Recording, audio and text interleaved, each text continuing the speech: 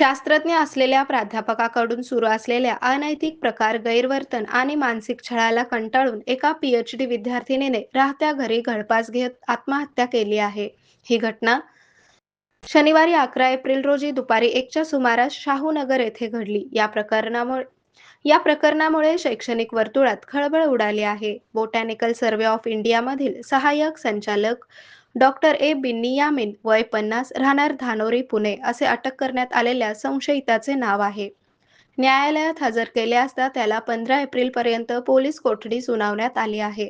आत्महत्या केलेल्या 30 वर्षीय विद्यार्थिनीच्या वडिलांनी या प्रकरणी शनिवारी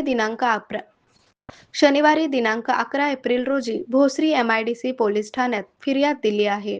पोलिसांनी दिलेल्या माहितीनुसार विद्यार्थिनींनी बॉटनी विषयात पीएचडी करत होती.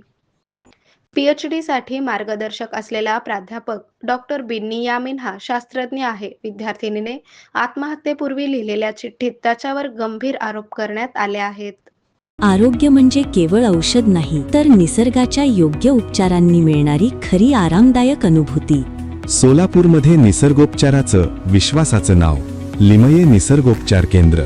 इथे उपलब्ध आहेत विना औषध उपचार पद्धती, ॲक्युप्रेशर, ॲक्युपंक्चर, कपिंग आणि मसाज थेरपी. सर्व प्रकारच्या आजारांवर निसर्गाच्या माध्यमातून